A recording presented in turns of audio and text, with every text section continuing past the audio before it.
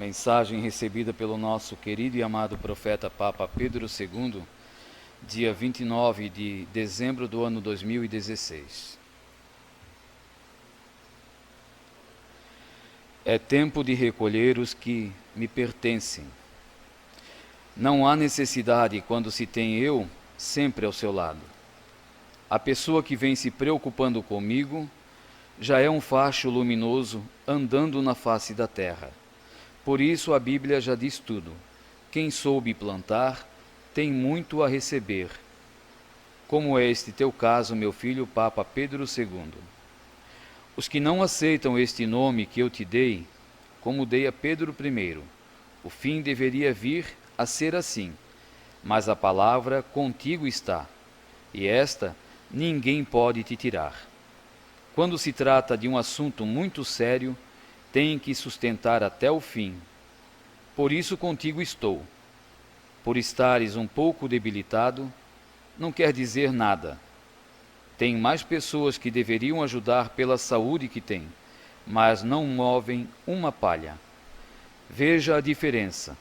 Quem tem possibilidade fica parado, só vendo o tempo passar, e essas pessoas vêm se aproveitando de mim, usando o meu santo nome para encher o seu bolso.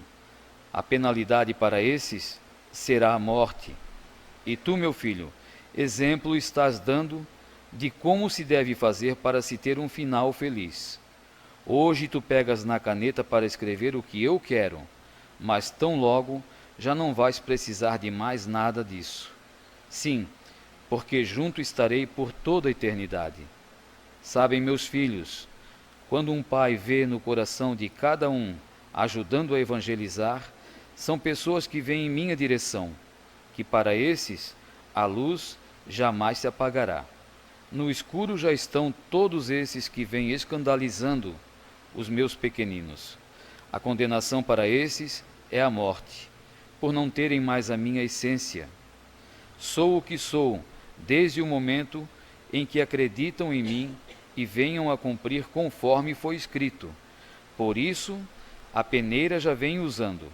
Só sobrarão para mim aqueles que não passaram ao peneirar. Estas são as benditas almas que ficaram para me esperar. Como agora vai ser o momento mais delicado desde que o mundo foi feito. Este já é o tempo de recolher só os que me pertencem, os filhos da luz. Acesos quero manter cada coração até o momento de minha segunda volta a esta terra, para limpar de toda sujeira. Menino Deus e Papa Pedro II.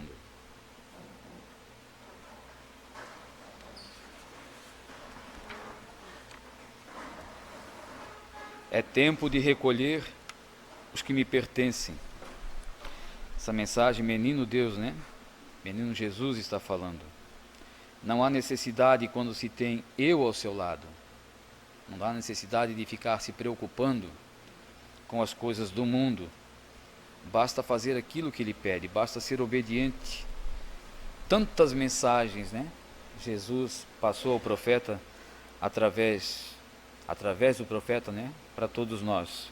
Nossa Senhora, os anjos, os santos. Deus abriu mais um espaço para que o ser humano fosse alertado de tudo que é errado.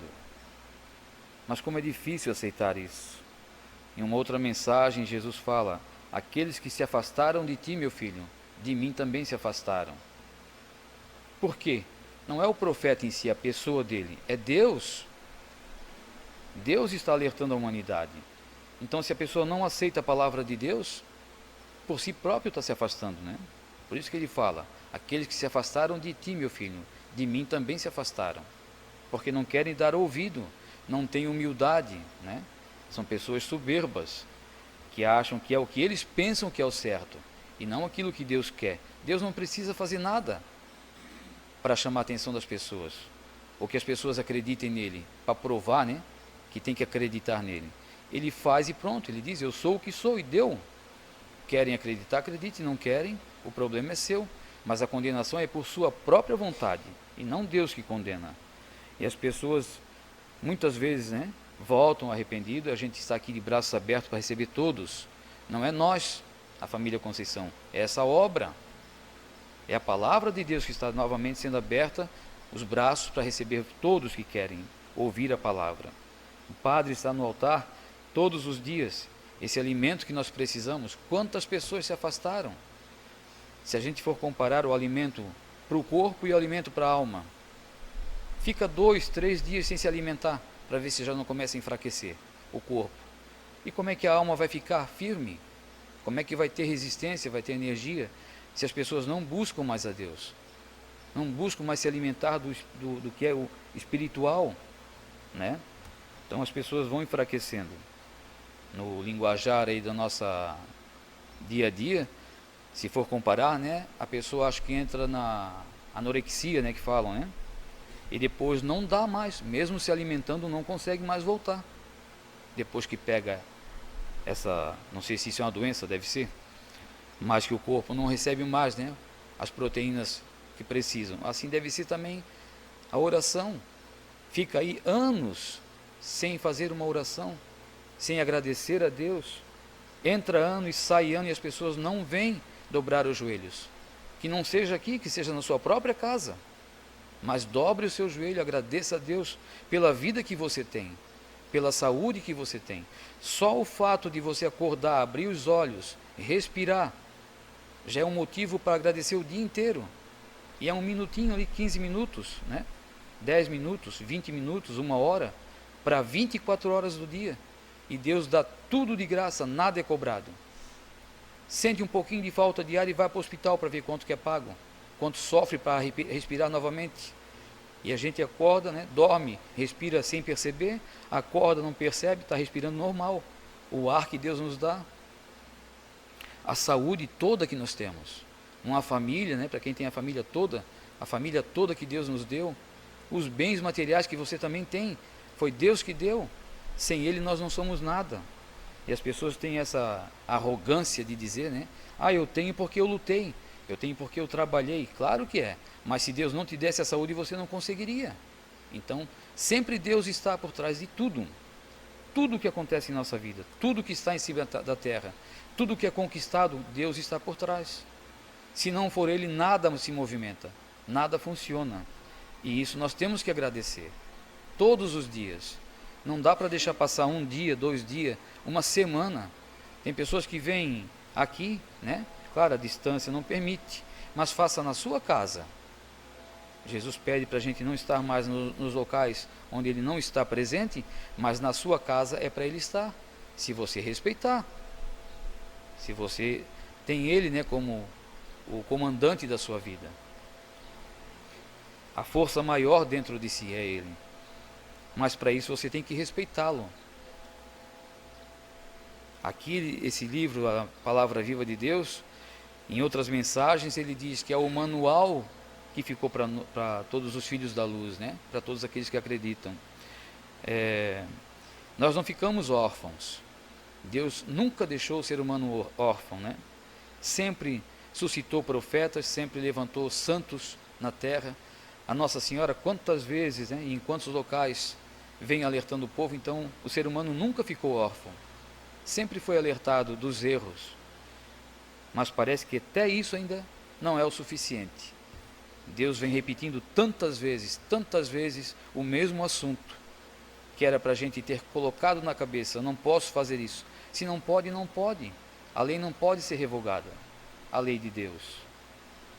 Quando ele chamou Moisés e lançou os 10 mandamentos, os 10 mandamentos têm que ser cumpridos. Claro que ninguém consegue, né? Certinho, ninguém consegue. Mas nós temos que cumprir.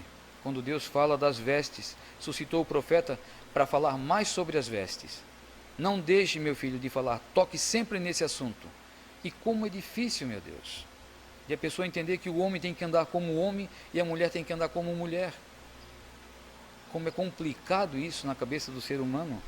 O homem não usar bermuda, não usar camisa curta, manga curta, não tirar sua roupa na frente dos outros. A mulher igual, usar saia, vestido abaixo do joelho, não degotado, não colado no corpo. Como é difícil as pessoas entenderem isso. profeta ficou 45 anos evangelizando. Se formos buscar, nem não tem como, mas se for buscar, quantas vezes ele tocou nesse assunto? Está nas mensagens, está na Bíblia. Como ser humano é difícil de fazer entender. Depois não adianta chorar. Mas meu Deus, ninguém me alertou disso, ninguém falou isso. Mentira. Você não quis saber, você não quis ouvir, você não foi em busca da verdade. Eu já falei aqui uma vez, as pessoas que estão em outras denominações, a gente pode dizer assim, não tem culpa. Tem culpa sim, a não ser quando são crianças que não sabem nada, mas a fase jovem para frente já são culpados, porque tem que buscar a verdade. Como que vai estudar, vai tentar ser alguém na vida por sua própria vontade, e o que é de Deus então não quer saber? Mas o meu pai ensinou assim e deu. Se fosse assim, todos seriam lá da roça, que o começo de tudo era lá na roça, não existiria outros, mas foram estudar e foram buscar ser alguém na vida. E o lado espiritual também teriam que buscar, saber se onde você está é a verdade. E o mais incrível que possa parecer, a gente fica sabendo, através das pessoas que vêm conversar com a gente, pessoas que estavam aqui, que conheceram a verdade, saíram daqui e foram para o espiritismo, foram para outras denominações. Que cabeça é essa? Largar um santuário, largar um chamado de Deus com mais de 1 milhão de palavras, isso não é a pessoa ser soberba? Não é a pessoa ser, Deus que me perdoe, mas ignorante, eu acho. É estudado? Não, é ignorante. Quer ser mais do que Deus. Deus levantou o profeta, suscitou o profeta. Quem pode dizer para ele que ele está errado? Quem pode dizer que o Senhor errou? Eu nunca esqueço disso. Nós fomos em Florianópolis uma vez falar com o Dom Eusébio, e o padre Zenildo, era de Curitiba, e lá o Dom Eusébio já sabia quem era o pessoal aqui de Itaquaras, então não ia receber nós. Mas como foi pronunciado lá que era um padre de Curitiba que ia falar com ele, ele recebeu a equipe toda. Mas quando ele viu nós todos lá, ele conheceu, daí já a primeira palavra que ele falou, quer dizer que Deus, quer dizer que o mundo vai acabar? Daí, como eu já sou um pouco mais sangue quente, eu já falei na hora, quem falou isso para o senhor? Ele assim, está no livro lá, assim, então me prova, mostra onde está escrito. Mas aí a conversa foi mais para frente, e o padre Zenildo chegou ao ponto de falar para ele assim, eu até hoje como sacerdote, eu nunca vi Jesus pedir permissão para alguém, para falar com alguém, muito menos para padre, para bispo, para sacerdote.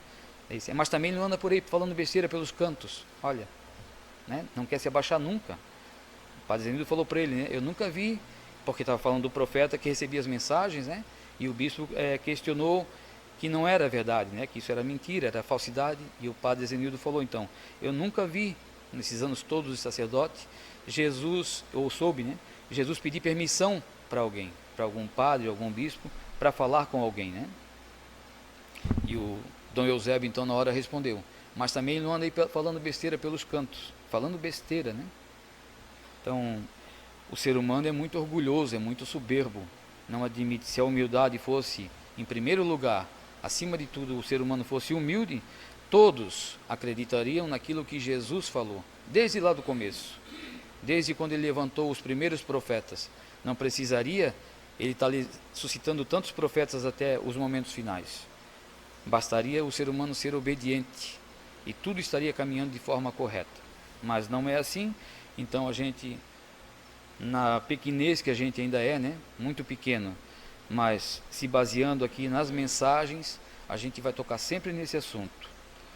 O retorno de Jesus, a obediência, as orações, as vestes, tudo aquilo que Jesus vem pedindo através dessas mensagens, que vocês também deveriam olhar com mais carinho, com mais frequência essas mensagens, e de abrir o seu coração para que elas possam entrar então, e aí obedecer o que Jesus está pedindo aqui.